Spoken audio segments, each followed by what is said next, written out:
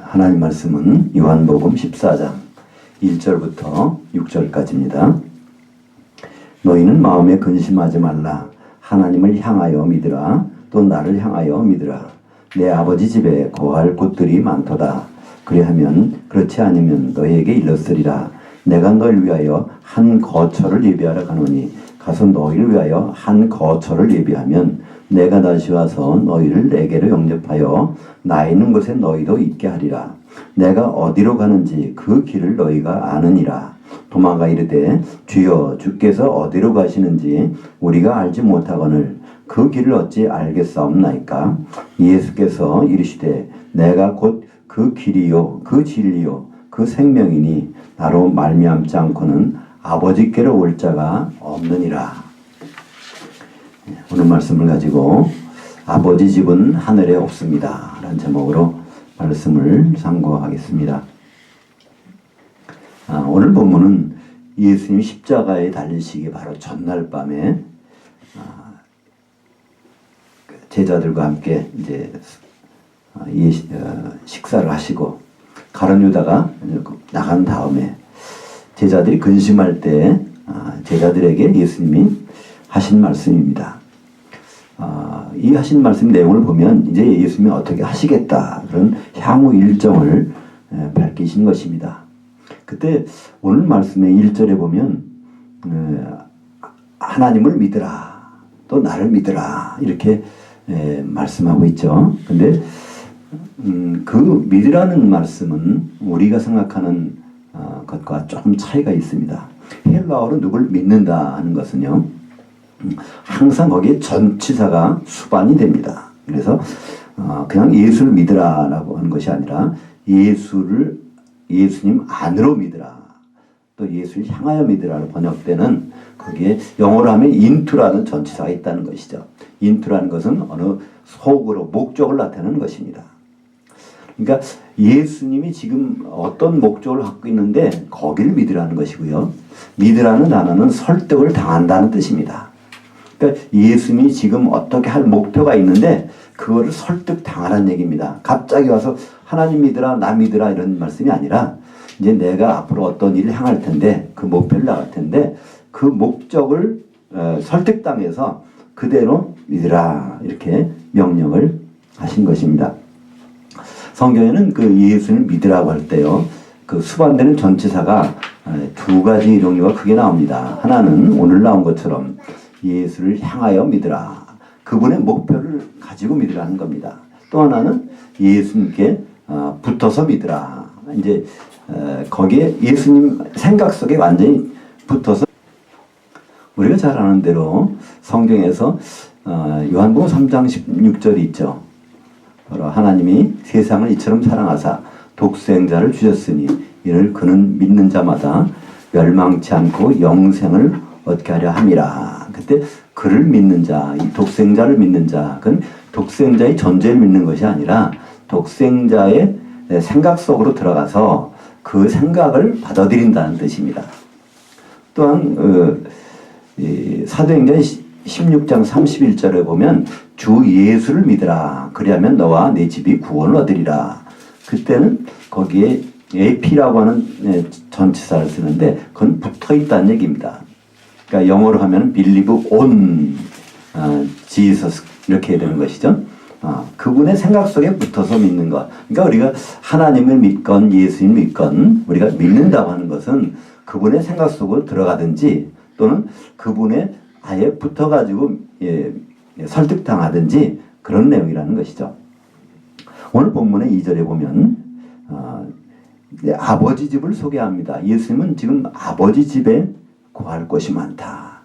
그래서 우리는 보통 생각하기에 우리가 죽으면 하늘나라에 가서 아버지 집에 거하겠지 이렇게 생각을 합니다. 왜냐하면 오늘 본문에 보면은 예수님이 지금 내 아버지 집에 거할 곳이 많다. 내가 거기서 내가 거할 것들을 준비하겠다. 이렇게 되니까 하나님이 예수님이 지금 하늘에 올라가셔서 우리가 죽으면 있을 집들을 마련하러 가시나 보다 이렇게 생각할 수 있는데요. 이것은 아버지 집이 하늘에 있다는 뜻이 아닙니다. 예수님이 지금 하늘에 가셔야 그 거할 곳들을 준비할 수 있고 그것이 한 거처가 된다는 말씀입니다.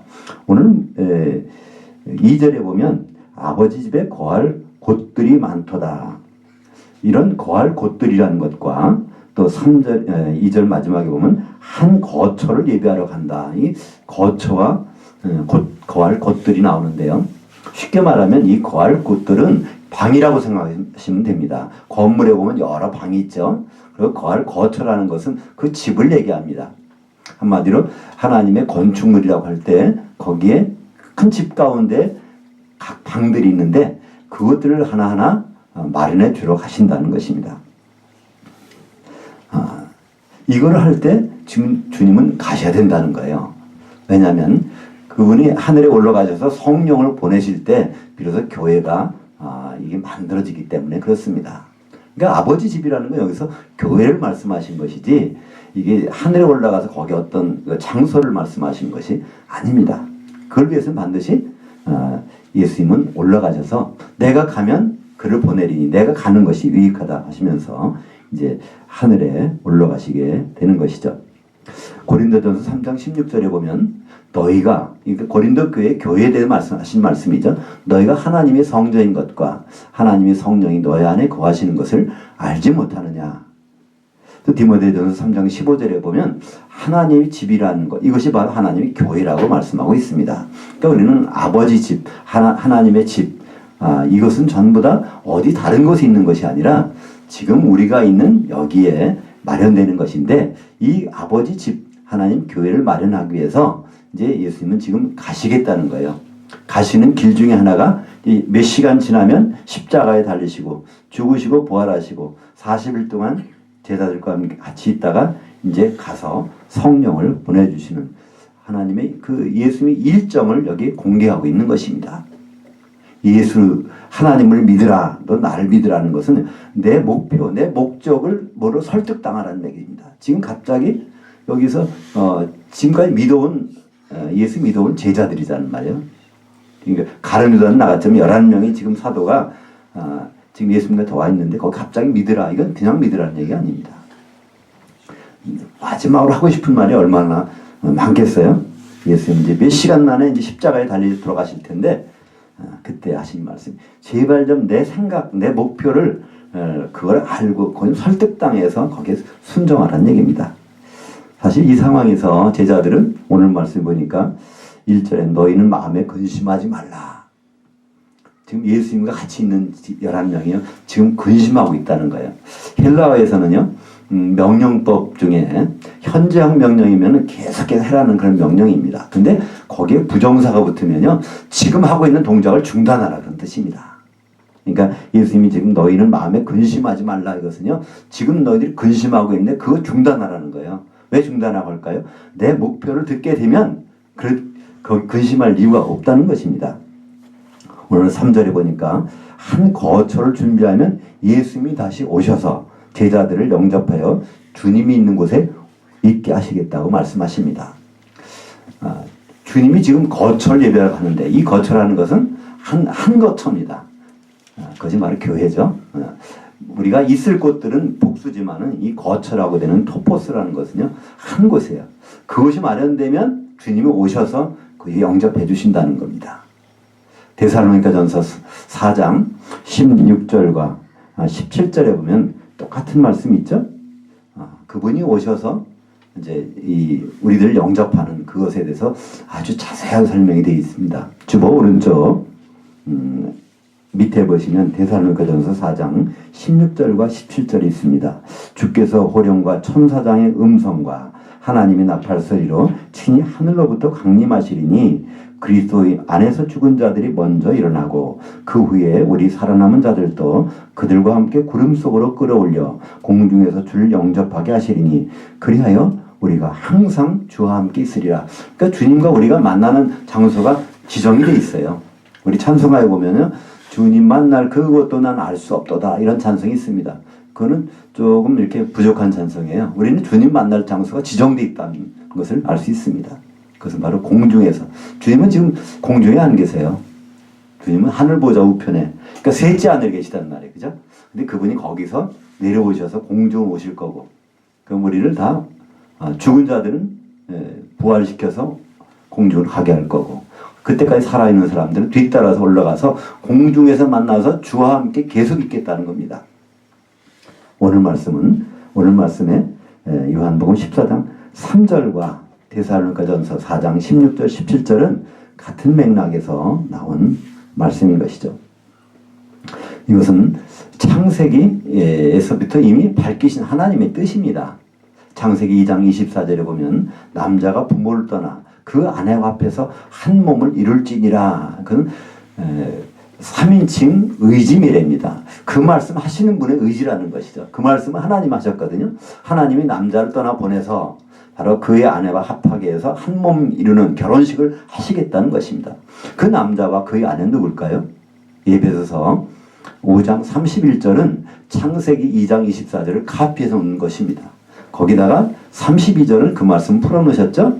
바로 그리스도와 교회에 대해서 말씀하신 것입니다. 그러니까 그리스도를 보내시겠다는 것입니다.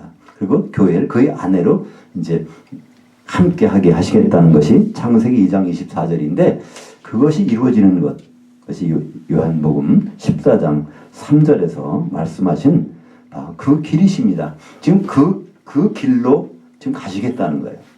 그 말씀을 한번 설득당하라는 것입니다. 믿으라는 것은요, 다른 말로 설득당하라는 것이죠.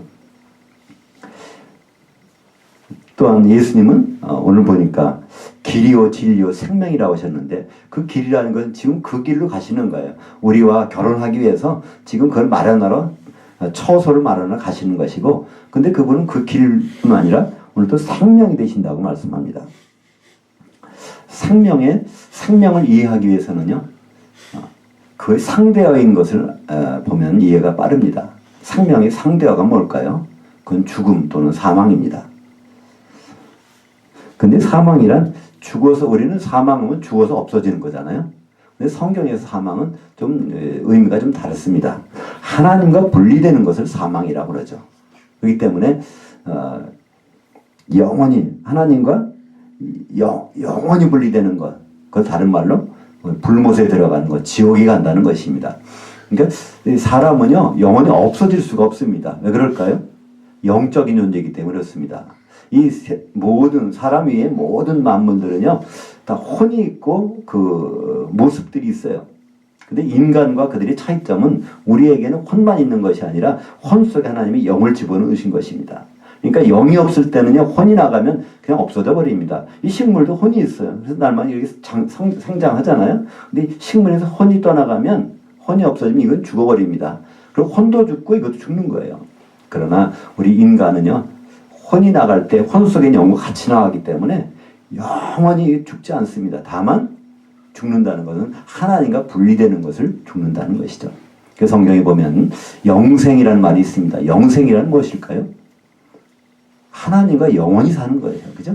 그러니까 우리는 죽어도 영생이 있다 그러는데 맞습니다. 죽어도요 결국은 우리는 하나님 안에서 있는 것이고 다시 하나님과 영원히 사는 것.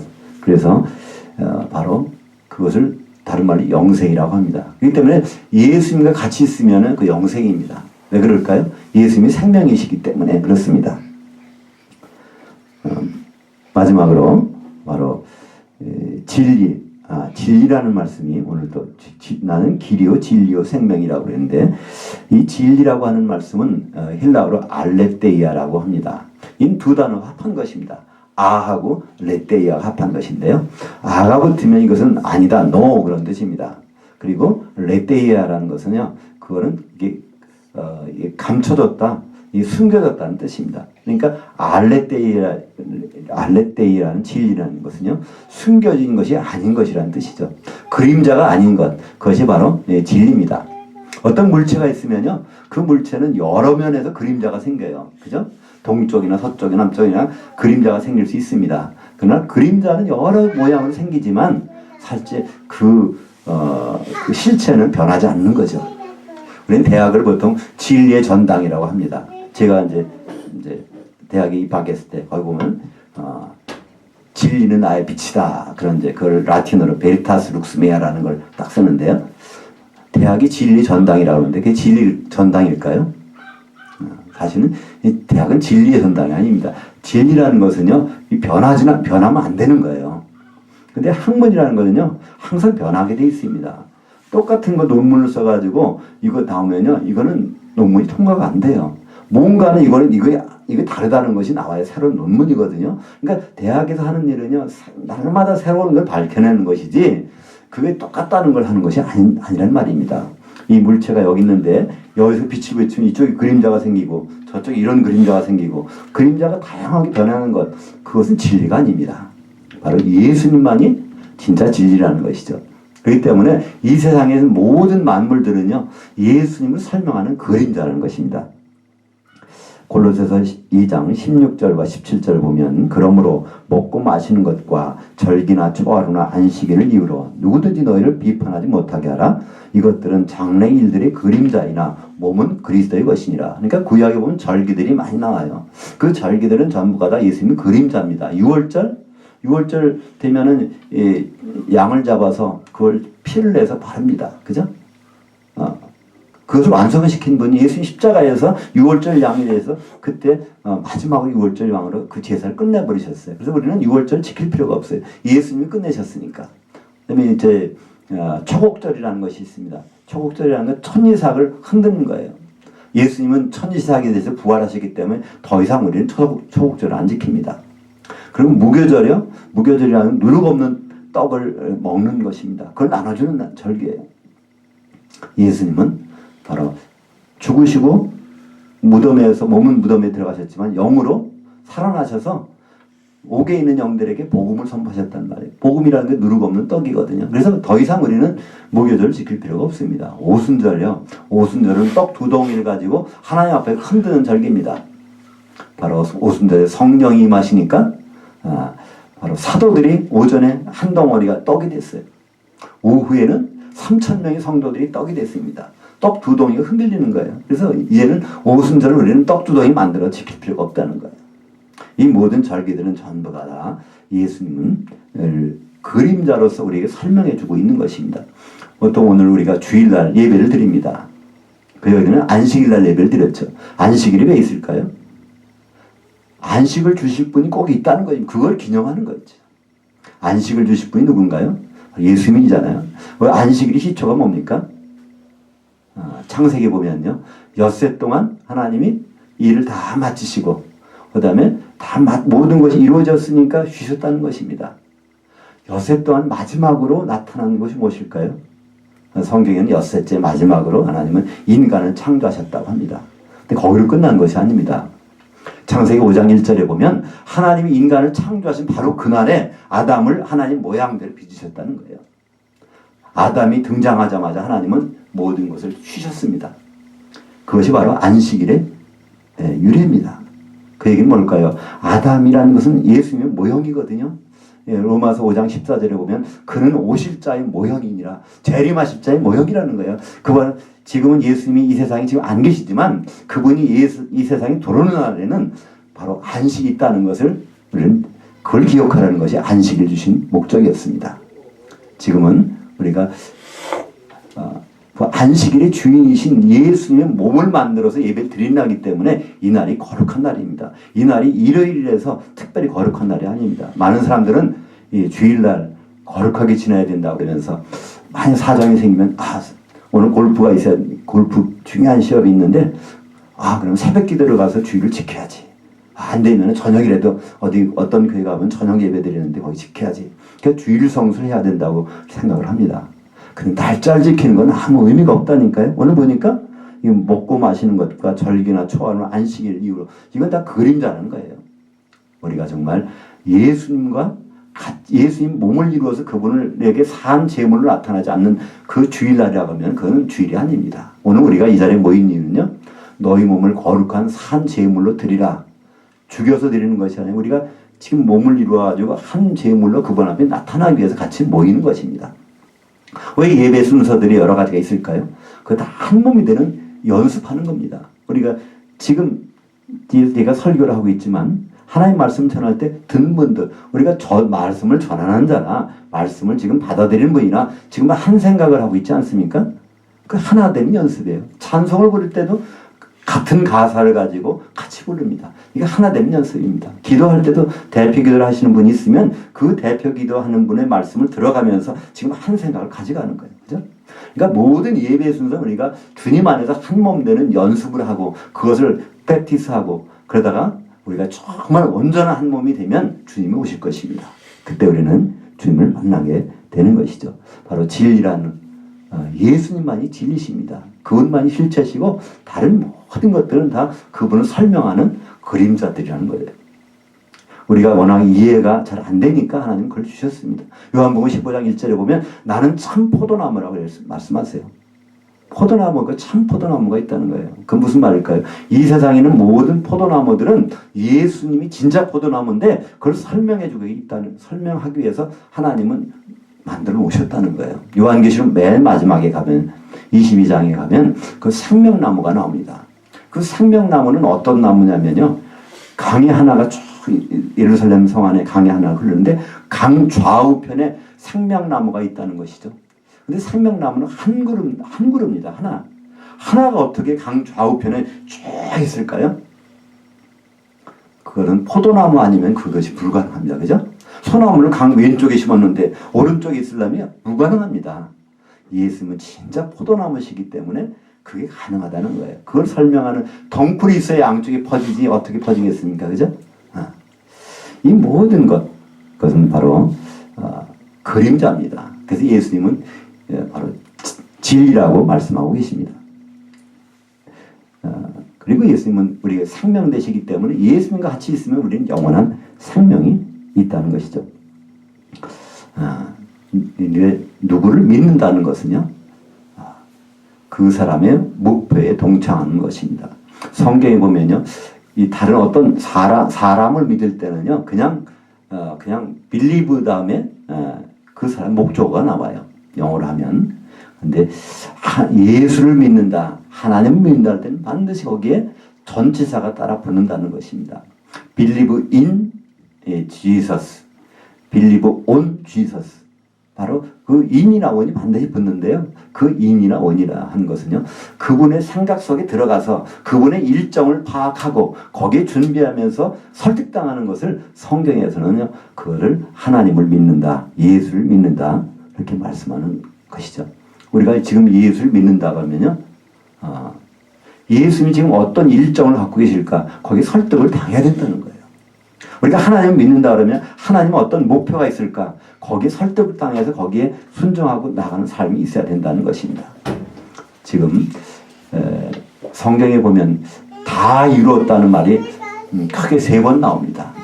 창세기 2장 1절에 보면요, 거기 보면 하나님이 천지와 만물을 다 이루시고 거기에 우리말 번역은요, 거기에 천지와 만물을 다 이뤘다 그러는데요, 그 만물이라는 단어가 사실은요, 흠정역이나 킹제임스 보면요, 좀 번역이 달리 돼 있어요. 거기는 그 군대를 다 이뤘다고 돼 있어요. 군대. 네. 거기 정확히 보면 그들의 군대를 이뤘다는 것입니다.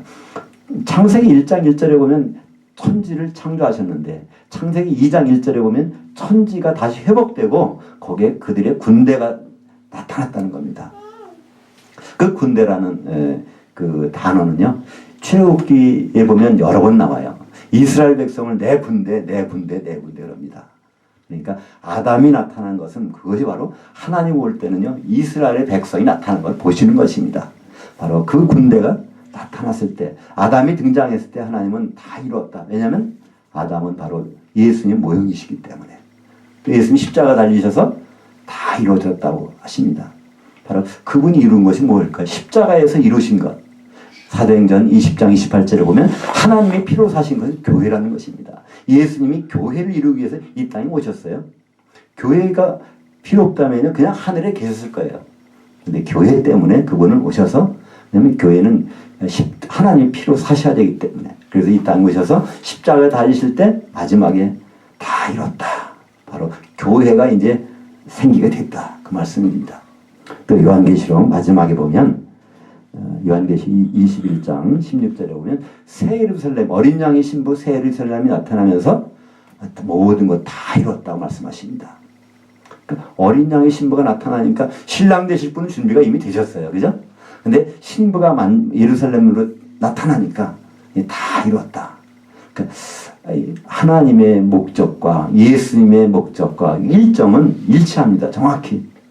오늘 요한복음 14장 1절부터 6절까지는 다시 그 말씀을 반복해서 우리에게 주시는 말씀입니다.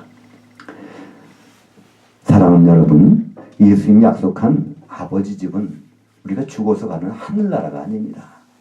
그분의 말씀하시는 아버지 집은 지금은 바로 교회고요. 시간이 지나면 하늘들이 이게 다 없어지고 땅이 없어질 때는요, 그것은 아버지 집이 따로 있습니다. 그것은 바로 새 예루살렘이죠. 왜냐하면 새 예루살렘 안에 들어가 보면 거기에 하나님 아버지가 계시다니까요. 요한계시록 21장 22절에 보면 성 안에 성전이 보이지 않는데 바로 전능하신 아버지와 그 어린 양이 성전이 되십니다. 그러니까 이 아버지 집은 지금은 하나님 아버지가 어디 계실까요? 성경에서는요, 하나님 아버지는 하늘들에 계시다고 합니다. 우리말에는 그 구분이 안 돼 있어요. 근데 하늘에 계신 우리 아버지야 할 때 마태복음 6장 9절에 보면 하늘들에 계세요. 특별히 하늘들에 계시면서 하늘들에 속한 자들이 있는 바로 교회에 하나님 아버지가 계십니다. 그 아버지 집을 예수님 지금 준비하러 가시겠다는 거예요. 그리고 그 아버지는 궁극적으로 새 예루살렘에 들어와 계십니다. 그러니까 바로 예수님은 아버지께로 인도하는 바로 그 길이요, 그 진리요, 그 생명이 되시는 것이죠. 그러면 이 아버지 집을 세울 때 우리는 예수님의 아버지 집을 세워놓고 우리를 영접하시나? 사실은 좀 구체적으로 성경은 말씀합니다. 우리가 아버지 집으로 세워진다는 거예요. 에베소서 2장 20절에 보면 바로 너희는 사도들의 기초석 위에 세우심을 입은 자라 이렇게 말씀하고 있습니다. 우리가 지금 아버지 집을 방을 준비하고 있는 사람들이에요. 한 거처에서 우리 각자는 방을 준비하고 있습니다. 건물이 지금 완성되려면요, 겉모습도 완성돼야 되지만 그 내부도 이게 가려지잖아요. 그죠? 예. 큰 아파트를 세울 때 보면 거기에서 겉에는 다 됐지만 그 속을 준비하느라고 시간이 몇 달 더 걸리지 않습니까?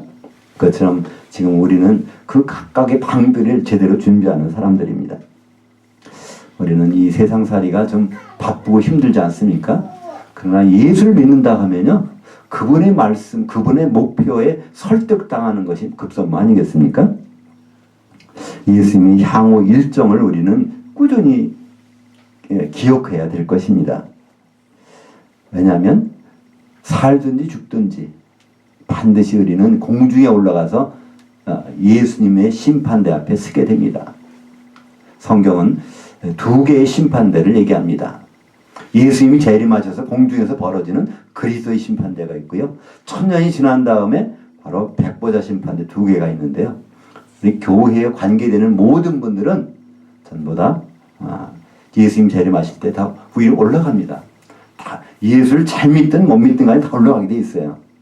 근데 문제는요, 올라가긴 올라가는데 혼인잔치에 들어가는 사람이 있는가 하면 거기서 떨어지는 사람이 있단 말이에요. 바닷속으로 빠져버리는 사람이 있다는 것입니다.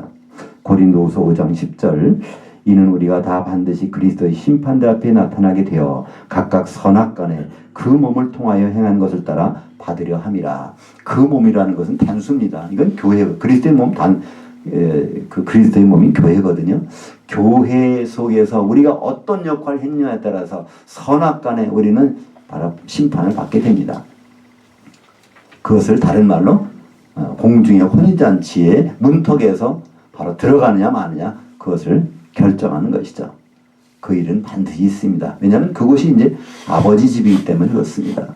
아버지 집은 완성되면 공중에서 펼쳐지게 될 것입니다. 그것이 천년왕국이고 다시 이것이 새 예루살렘 성이 되어서 그 속에 아버지가 계시고 우리는 그 성을 이루는 성도들이죠.